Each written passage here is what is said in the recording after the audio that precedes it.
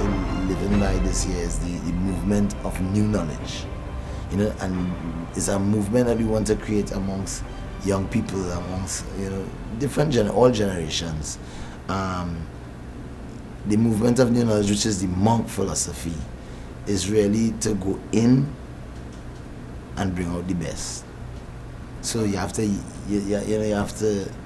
yang to yin, or yin to yang, whichever one you want to choose. Find yourself, or find what is truest at the core, or what is what you might bring out that might be the best. You could always keep going into there and bring out the best. It's like you're going in your closet and you want to bring out the best outfit you could put together. You go back in and you put together something. You go back in and put together something. I believe this monk philosophy is not just about an individual going into himself and bringing out the best or finding himself, but it's also like you go into a community and you try to find the best thing in that community. You go into a culture or into a genre of music and you try to bring out the best in it and highlight the best. To me, is the direct opposite of how we behave sometimes on social media. We use YouTube or we use Instagram or Twitter to be able to voice our opinions. And sometimes, you're a celebrity, the first thing people want to do is bash you. They want to say the worst things about you. But how about you go into that person's life and you bring out the best things about them, you celebrate the best things about them. I feel now is a time to encourage a positive attitude or optimistic outlook on life, or a more cooperative, accepted sort of unification where you're really trying to find the best in somebody. So with the monk philosophy, this movement of new knowledge, the principles of it is a triangle. And the triangle is, on this side you have tradition, the past, the history. On this side of the triangle you have technology, the future, the generations to come, the youth, technology, the future, the youth. And then on the tip of the triangle you have the truth of the present moment, the reality, the now. So we say you respect and honor your traditions, your ancestors, your culture, your history, your heritage, but yet you with open arms accept your future. Some people don't like to let go the past, but you let go the past too, and you respect it, but you accept the things that are coming now. That we speak less to each other, we text more, or we stop going from 126 characters now to 15 characters. Sometimes now it reach down from Twitter to Instagram, which is just a picture. Now it's Snapchat.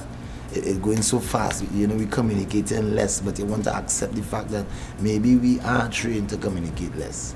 Maybe we are trained to just look at each other and know what we mean, and figure things out. So you accept what is coming at you. Some parents say, I don't understand this Facebook thing, and you're always on YouTube, and but you want to accept these creations because they are the ideas that the youth drive and the youth have brought to the world, to the existence.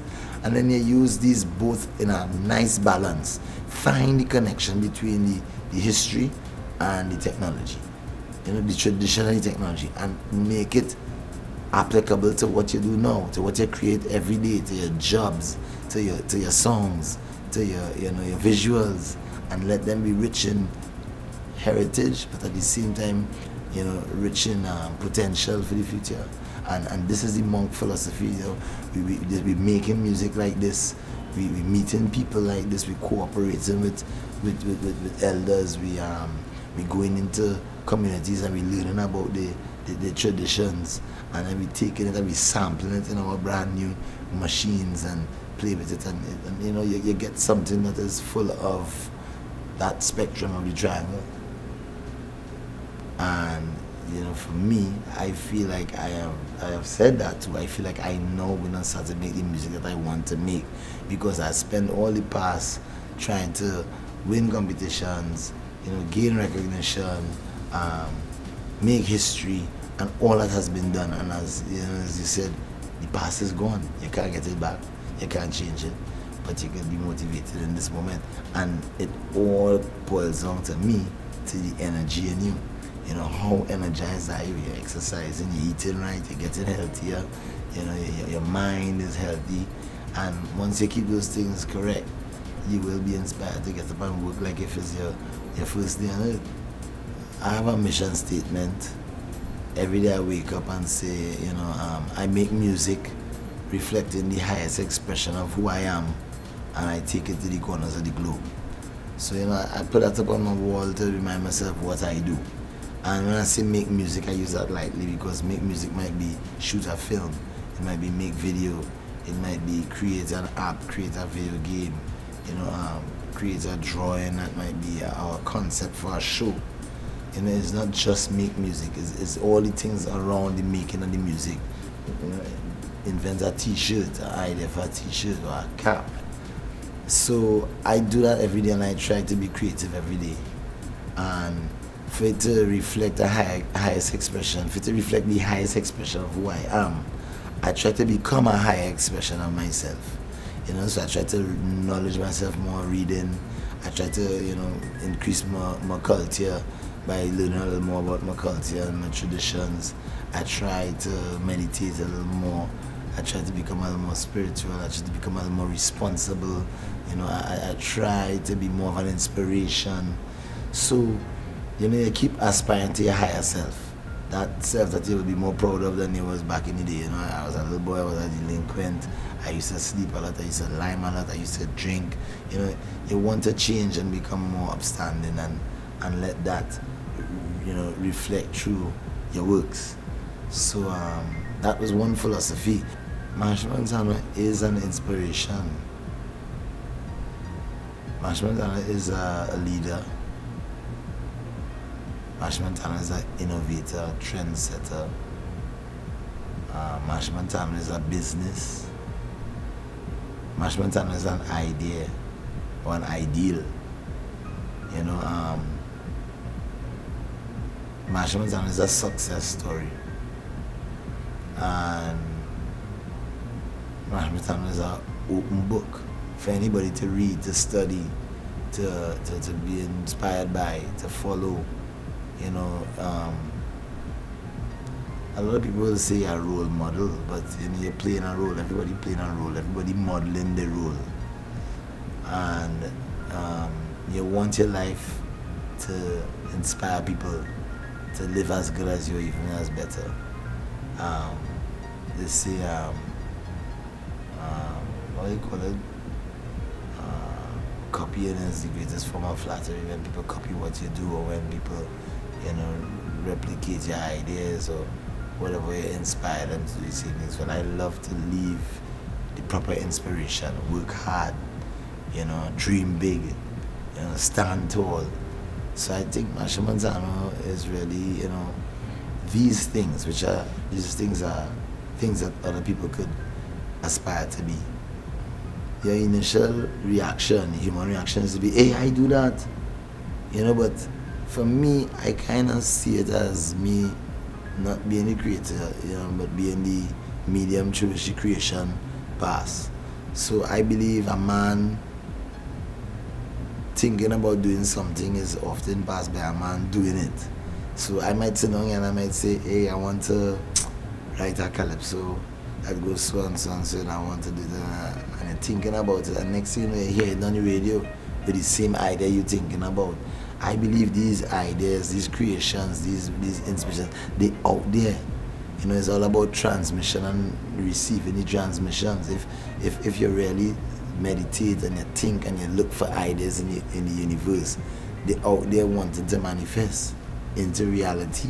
So they say dreams do come true, and it's up to you to really, you know, find the dream or find the ideas or listen to what the earth wants. So to me, when somebody copy what I do, you know, it's not really what I do, and I have seen this over the years. It has become standard for soca music. I will say to myself that I have been a revolutionizing force in soca music, because when I started, you know, no young people really liked soca music. You know, they would boo me or they would sing Amazing Grace. I would watch them in the clubs and then pastime and these things, we'll go there and they'll be screaming for these guys who lip syncing Belle Biv DeVoe New Edition. And you know, I will come on and sing a calypso and they'll go by the bar. Or they'll turn their back and be like, nah, I don't like that. But that was because it wasn't really appealing. And that drive me to try to change it and make it youthful and make it hip and make it stylish, or you know, whatever you want to call it. It was even the fact that, you know, they would play some for carnival, but they didn't like it. Now some young people love it, or all of them love it. They love the soca music.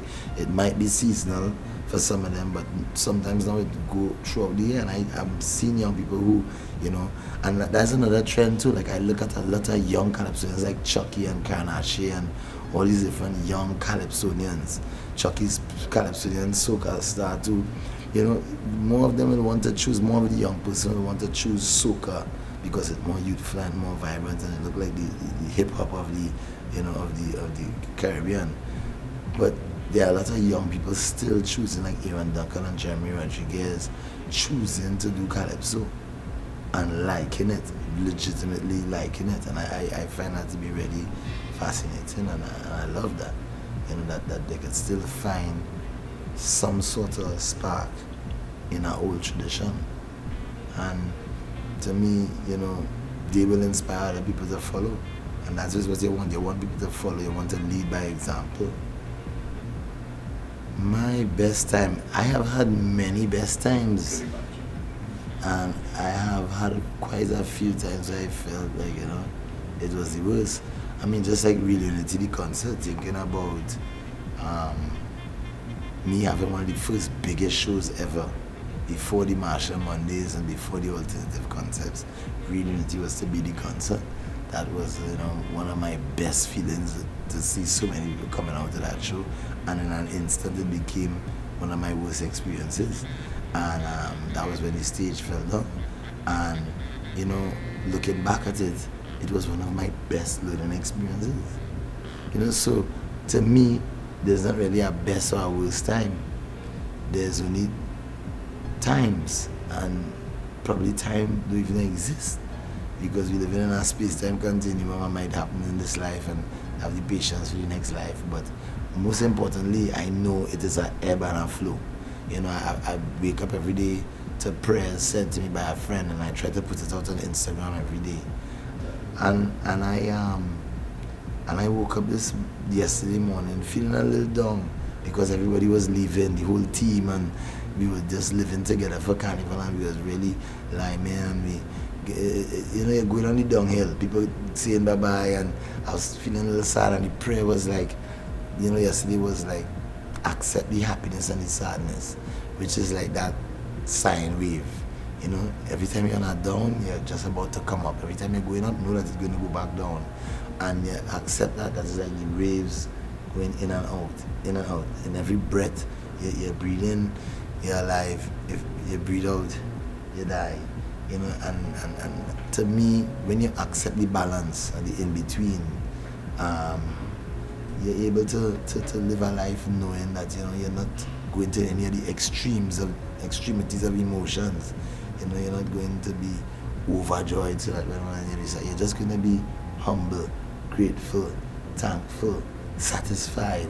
You know, you could feel good about what you do, and you can continue doing it. And sometimes you feel down, still feel good about what you have done. Sometimes you get it from people. Sometimes people come up to you and tell you don't give up. And sometimes you get it from watching other people succeed. And there's a little bit of envy or jealousy, or you want to succeed as them. You know, I think we all in relationship here in the world. The most important thing we here to do is relate to each other as we relate to each other. You know, it's like molecules. Like I sit in here and, you know, I move in atoms and protons and neutrons and, you know, different molecules, and I am in relationship with this. So to me, we are always in relationship with each other, and sometimes somebody's success could drive you to want to succeed. And that's why I tend to celebrate people's successes. You know, they say give Jack his jacket. recognize Jack's jacket and understand how it was tailored and how nice it looked, and then you say I deserve a jacket too. I could wear one of those, or I could create one of those, or I could become one of those, and let it inspire you. So we pull each other up as we live. And if you don't come out into the world and meet and see and greet people, you wouldn't know that good things do happen to people. You're dark, you put yourself in that closet and you hide of yourself. You really wouldn't live your life. Childhood was rough. I didn't have much of a childhood. I was seen as a man early in the game. I think that is what got me popular.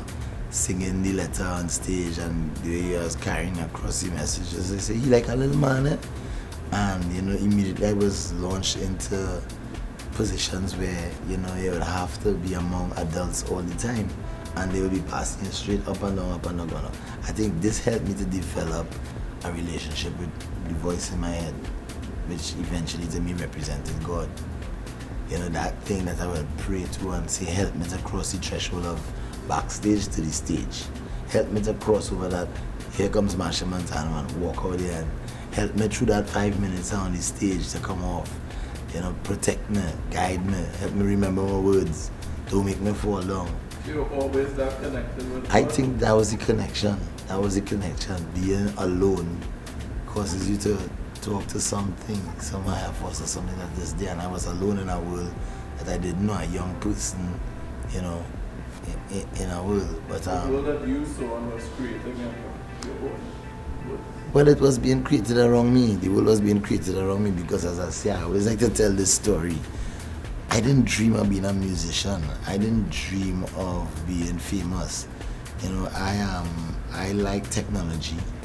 I remember in the early days watching Solid Gold and watching, people like Police and Solid Gold and these things. I'm watching Michael Jackson concerts and watching Guns N' Roses and rock concerts and things.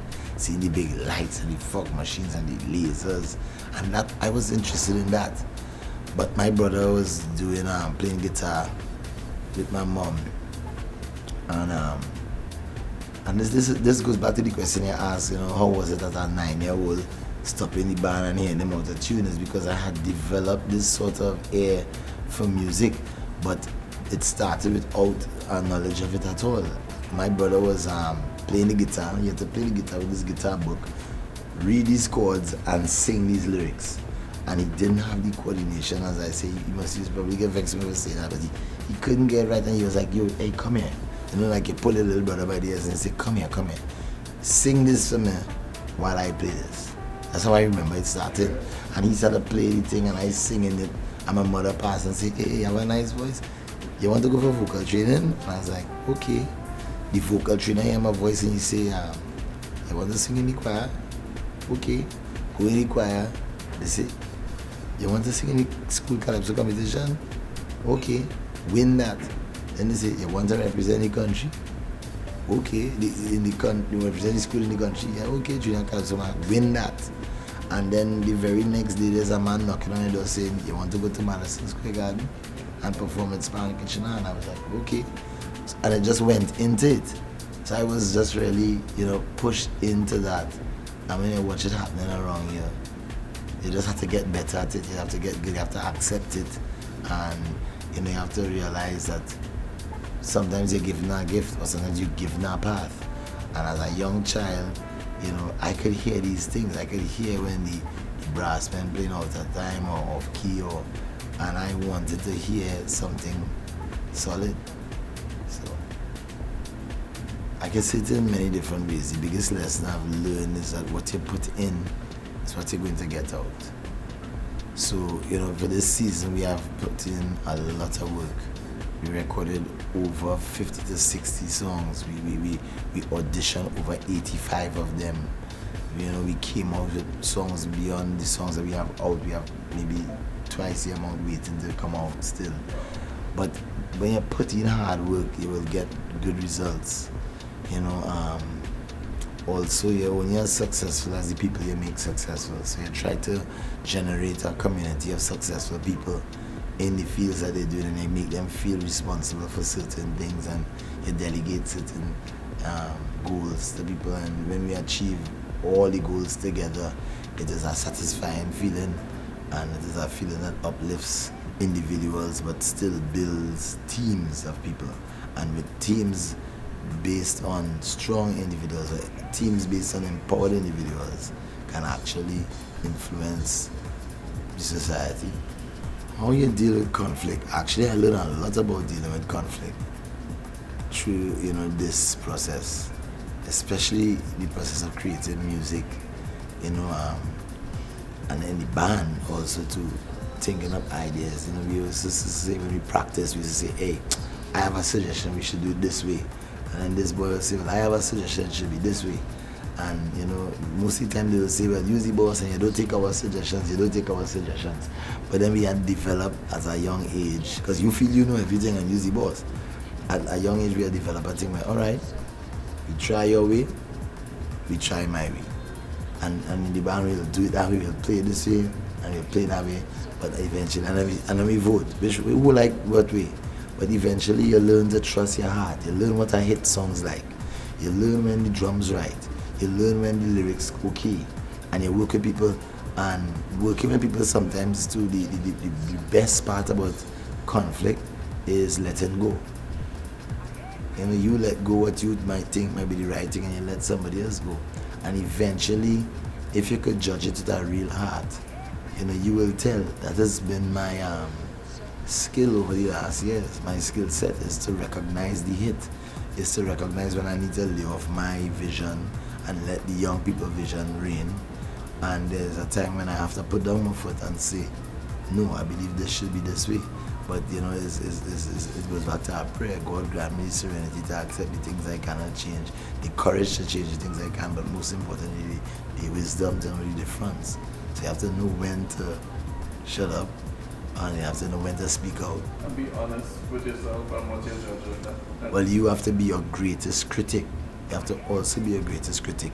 Don't be have yes people around you when you release a song. Everybody will, oh yeah, boy, it's bad.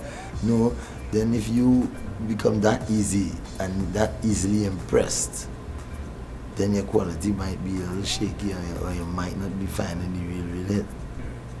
Has it been a good life? It has been a great life. Everybody always say if you had to do something over in your life, if you had to live it over, what you would do different. And most times people like to say, well, I would do nothing different, I'll leave it the same way. To me, I'd learn a little more music, I'd stay in school a little longer, in music school actually, I'd develop my art a little more, so that I don't be catching my tail as much as I've been catching my tail nowadays. Translate the idea. Yeah, to learn chords, and not only translate, but to communicate with musicians and producers. You need to have a certain level of knowledge. And sometimes, in this world where we are engineers, sound engineers and creators, you might find people talking in hues, like, I need that to sound a little brighter, or I need to sound a little darker. But what you're trying to say is, give me some treble, or turn up the bass, or kill the mid-range. You want to be skilled to communicate, because when you're working together with people, if you both talking the same language and you're both operating from the same knowledge source or knowledge base, then you could communicate better. And I think for young musicians, education is key. Learning the technology is key. Staying on top of the technology is key. For me, I really wanted to be a concert pianist by now, being able to play, because I want to serenade somebody by the piano, and I could kind of do it, but it takes double the work as they get older to teach the old dog the new tricks. How I deal with love and relationship? Wow, I have grown over the years with that, because in this music business, love and relationship are two important things. Everybody loves you, one. You want to love everybody. You want everybody to love you. You literally want to love a lot more than regular people. And in building, you learn about relationships over the years. You learn that, if you treat a relationship slightly, it will be slight.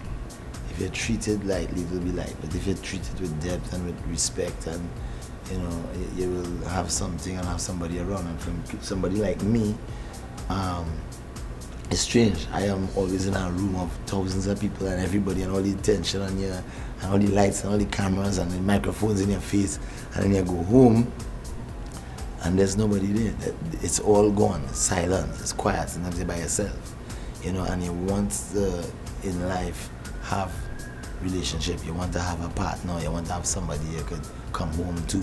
But it's not that easy sometimes, because that is threatened by the fact that you have screaming girls behind you, or you have everybody throwing themselves at you, or a relationship at home mightn't be based on trust, and trust that when you go out there, I think so. It's a delicate balance, and I realize that with love and relationships in my life, you have to balance. You have to have something that is long-standing, but it also has to be adaptable to know that you may not see each other for a long time, or you may see each other for just small moments, or you may have to keep a relationship at bay, as it were. But it depends on what you think love is. Because for me, I believe that I have love, and I have love to give. I believe, just like solar power, you have a beating heart, and that is love. I believe love is a doing thing. It's a giving thing. So you can give it to somebody. You can do it to somebody. You can love them. You can love them in an instant. Some people believe love is something earned over time, or something gained over time. Where you get in love, and the more the person trusts you, and the more the person come to see you, and the more the person spend time with you, that is love. Well, you could fall deeper into love, or you could fall into love with a person. But that is a different kind of love as the base love for me. The base love is passion, is care, is concern, is compassion, is, picking up a puppy on the side of the road and hugging it. It's like smelling a rose and knowing that this scent is there for you to smell every day. Love is something you have to do for somebody. You go there, and I could go and love somebody, a vagrant in the street, by cooking for him, giving him some warm clothes and showing him love, giving him love. And sometimes it don't have to be clothes. It could be sitting down and talking. You give a person your time. You give them your company. You give them your spirit. You give them your smile. To me, love, you have to really figure out what love is. And I have a view of love, that it is the one thing that you don't need to get to give. You always have, and you can always generate. You can always deep down and say, no matter how low I am, I could love this person. And then it goes out into the derivatives of love, like love a girl in a relationship, love her for a long time, love her the right way. So that is my philosophy on love. And I think, when people think about love, to me, when I think about love, I really think about humanity. I really think about the relationship we have with the earth, the relationship with our environment, like, the seas, the trees, the plants, the rivers, the sun, the moon, the mountains, the oceans. There's so much to love about this earth. And there's so much that says this earth loves us, because this earth provides for us mango, coconut, fish. Sometimes, I reach a point where I don't eat animals anymore. I just right at fish, but I'm almost ready to go vegetarian. And it's not a matter of, we grew up with certain traditions, but you want to respect everything on the earth. You want to see everything live and everything grow. It could be an argument, but sometimes you want to love your environment, And you need to love your environment. You need to take care of your environment because the environment is what takes care of you. You are nestled in it. You are in its arms. So how could you, litter in the river when you know that's going to cause the ecosystem to go bad? A big fridge, clog the river, clog the drainage, landslide, bad roads, can't go to road. And it keeps going on and on and on. I say that every time I see a rainbow. Oh my God. Look at that. I have hundreds of pictures of rainbows. I'm fascinated by them. I say oh my gosh to a lot of things. Sunsets. Yes, you had a picture of a sunset yesterday. I am constantly in a oh my gosh moment. Oh my gosh, I can't believe it. I can't believe I was just thinking about that person and they called. Oh my gosh. To me the miracles happening all the time and you have to see them and that's where you say, oh my gosh. I believe that the best thing to do is to be grateful. Be grateful for what you have. If you wake up every day and be grateful for what you have, the job you might have, or the friends you might have, or the day that you might have, meaning some people waking up without a good day, the sunshine, the air. If you just be grateful for the little things, you will find the tend to be happy.